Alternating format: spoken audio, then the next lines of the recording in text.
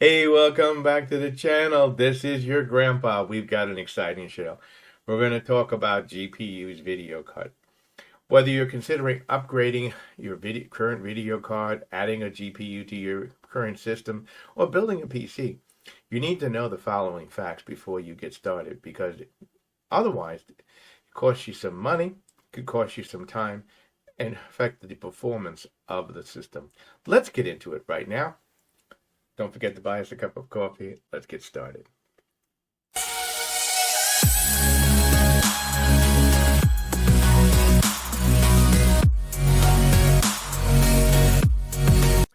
Well, if you've gone to the store and looking at GPUs, you can see there's a lot of them. And the confusion can be very, very frustrating. And you say to yourself, what in the world?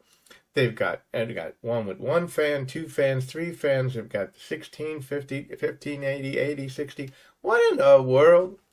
And then they talk about PCIe compatibility. What are they talking about? So let's get into that very information, because if you know, and you're going to get the best performance out of their GPU that you are paying for. One of the first things that you need to know, of course, is what motherboard you have and what PCI slot. Well, before you even start looking at a GPU, does your PC have a PCIe X16 slot? Now, what's the difference? Because the slot might look like it can fit your video card, and it probably can. But there's a PCIe X8, there's a PCIe X16, and then there are variations of that same port. And that's going to affect the performance of the video card. So let's get into it. And so as you can see here, at the time of this video, the top performance of an X16 video card can do up to 20 gigabytes per second bandwidth in a double lane system, 10 in a single lane system. But that performance can drop rather rapidly depending upon the motherboard, the CPU, and the RAM used. You can see in the diagram above, that's a PCIe 16. And you can designate it because it's unlike the PCIe 8. It has a separate plug in there, or separation, so you can see that there's a slight difference. You see it? But then there's versions of it, and depending upon the later versions of your CPU, they can output greater and greater data. For instance, the PCIe 1, introduced in 2003, can only do 250 megabytes per lane, versus the PCIe 6 can do almost 8 gigabytes per lane. So one of the things you're going to need to look at before you even consider buying a board is, what do I have on my PC? And the way you can do that is go to the manufacturer's website, and it will tell you what PCIe 16 you have. And that's going to determine really what type of video card you got. Because if you buy a video card that's super duper, yeah, I got the latest 4090, but it will not perform as a 4090, it'll perform as a 2060. Not only are you wasting money, but number two is that you're going to be very disappointed in the performance. You may have to consider upgrading your PC to a faster one because of that. The next consideration you have to is about your power supply. Number one, on every video board, there's a choice. Some video boards have additional need for power, and some don't. Such as a 1050, there is no video connection. It draws its power from the motherboard. But in the later versions of boards, they do require an additional plug. Some have one, some have two. And the 4090 requires a separate special connector. So you have to look at your power supply and see if, in fact, you have an availability of an 8-pin or a 6-pin PCI graphics connector. It'll be right on the connector, usually it's mentioned. And you can see these two different versions. One is an 8, just built like that, and some is a 6 with an additional slot so that you can plug it into an 8. Then you have to consider, okay, how much power am I going to need to do this? Let's look at that right now. Well, looking at that particular one you have here, I'm looking at various versions of boards. You look at it, at GEX 1660, you really you can get away with a 400-watt power supply, assuming that 400-watt power supply has a connector, a PCIe connector to plug into it. But when you get up into the higher graphic boards, such as an RTX 2060 or 2080, now you're looking at having a 750-watt power supply. And if you don't have that power, you're going to notice that the GPU will slow down. Because if it doesn't have enough power to run, it's going to go. It's going to slow down. Or the power supply might just click out on you. Many people have said that, they installed a new video board, and all of a sudden they're playing a game, and suddenly the computer gives you the blue screen of death. And that's usually the power supply being overloaded. And that goes up higher and higher. RTX or GTX 3080, 4090 requires a 1,000-watt power supply. If you want to understand more about power supplies, just check out my video on picking the right power supply. I get into an extensive understanding of this. By the way, if I haven't asked you already, don't forget to like, share, and subscribe to the channel. It doesn't cost you anything to hit the like. It doesn't cost you anything to subscribe. But it helps the channel metrics, and it helps other people who are looking for this type of information know it's available. Let's continue about this information. The next thing you're going to have to look at is, will my PC case hold this video board? As you can see, they can be pretty large. And depending upon your case, it may not fit. But fortunately, most manufacturers make variations of the same video board. So you might find a 3060 made with 1 fan, 2 fans, 3 fans, longer. And the problem, of course, if you buy the longer version with 3 fans, that's great for cooling. But the problem is you may not be able to get in the case. Some people have, bought the board, can't return it, so they get into the case and they're using a metal cutter and cutting out some part of the case so it'll fit. So you want to look at these things beforehand. So this way you know that it'll fit. Now the other thing you must consider, okay, is where does the video board sit? Because in some cases, the video board can be a tremendous weight on that. For instance, if you're using a 3-fan video board, they make what's called video board supporters.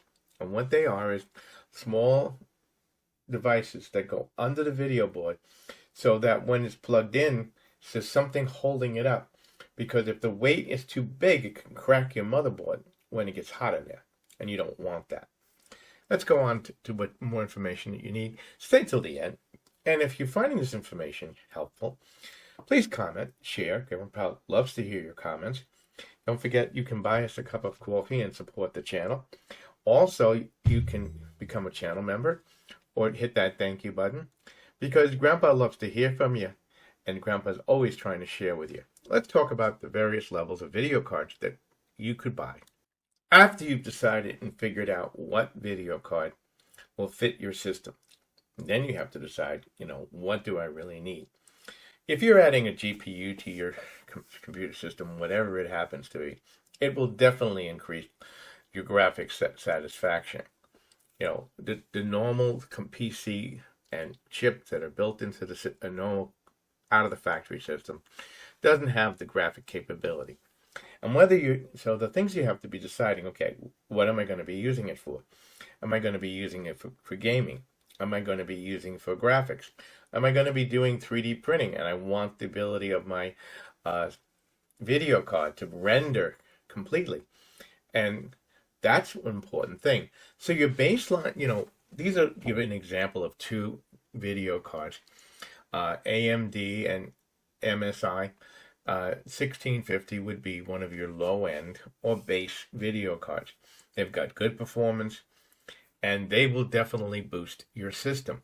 Now, the other considerations you must decide, like I said, if you're not sure, look at the gaming system. If you're going to be playing games or you're going to be doing, Photoshop and things like that, go look at the software. See what kind of video card it's asking for. because the better the video card, the better the performance while you're rendering and doing things like that. So again, a mid-range one would be a NVIDIA RTX 26 is an example. And your high-end graphic cards would be an example of an RTX 3090, a 4090. These really get into the thing. Now, let's talk about some more things that you probably need to know. Because once you make the decision, okay, you're going to get the graphics card, what other parts of your system that you need to make sure that they can handle the load besides the power supply and the case size? One of the things that people ask me constantly, Grandpa, should I buy an AMD or buy an NVIDIA?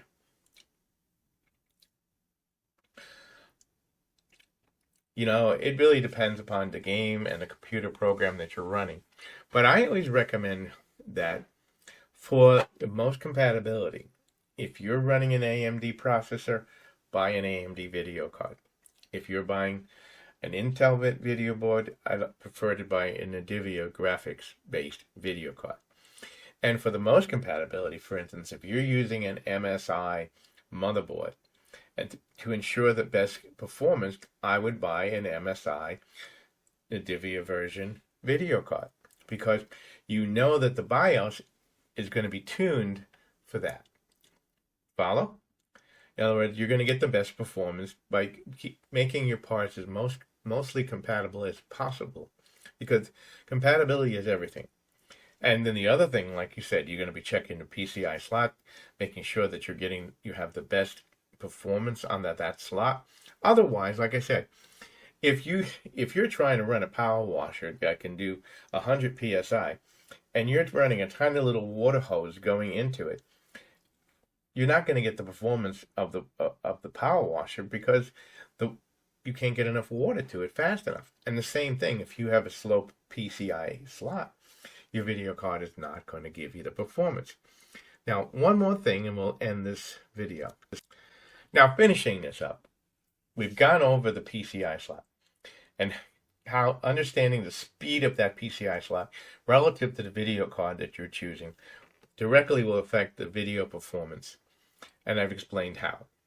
We've looked at making sure that you have a video card that will fit your case without having to cut it.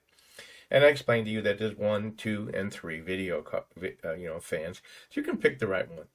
The other thing is, before you even buy the video card, what is the power requirement of your particular video card? Does it require an 8 or 6 pin PCI connector, or on the newer ones like a 4090, a special connector? Is that available in your particular PC? The other thing, as I explained to you, the CPU on your system is going to affect how much graphics you can output. So in other words, if you're using an i3 version 4 and you put a 4090 in there, you're not going to get the performance that you're hoping for. You would be better off with a 1650, because the performance on that video card will be matched to the CPU performance. And in those cases, I would majorly consider upgrading my motherboard or CPU or computer, to at least an i7 9000, or be current with today.